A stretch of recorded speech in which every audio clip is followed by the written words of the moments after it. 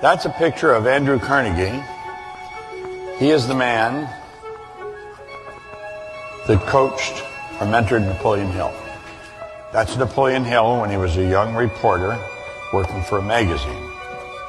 The magazine decided that they were going to write articles on wealth. Hill got the opportunity to spend 3 hours interviewing Andrew Carnegie. I've often thought of this. I wonder how nervous he would be, how intimidated he would be. He was broke. And here he is sitting down with the wealthiest man in the world at the time. Andrew Carnegie was considered the first billionaire.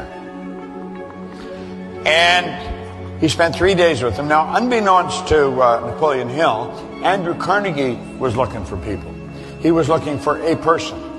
Carnegie said he thought it was an absolute crime that people like himself, like Henry Ford, Thomas Edison, Harvey Firestone, and all these people who had amassed great fortunes, he thought it was an absolute crime they were going to their grave with all this knowledge locked up in their bones. He was looking for someone that would organize this information so that people like you and I could learn it.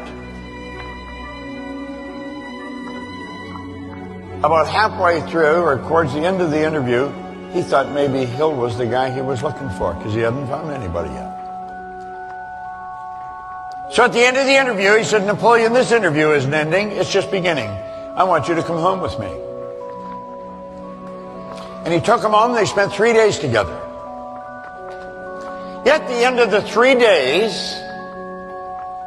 he said, Napoleon, I'm going to ask you a question, and I just want a yes or no answer. He said, are you prepared to dedicate the rest of your life to an idea for which you will probably receive no material compensation for at least 20 years? What he didn't tell Hill, he had a stopwatch in his hand, and he only gave him 60 seconds to answer the question. In 25 seconds, Hill said, yes, I will. Now, he said, I want you to go out and gather information. I will give you letters of introduction.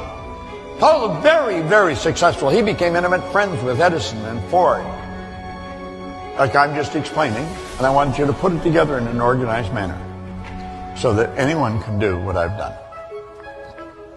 Now I'm going to tell you something.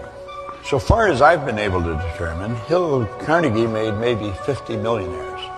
Napoleon Hill's made millions of millionaires. I hope you enjoyed this video. We put a lot of good information up here, and it causes everything in your life to get better.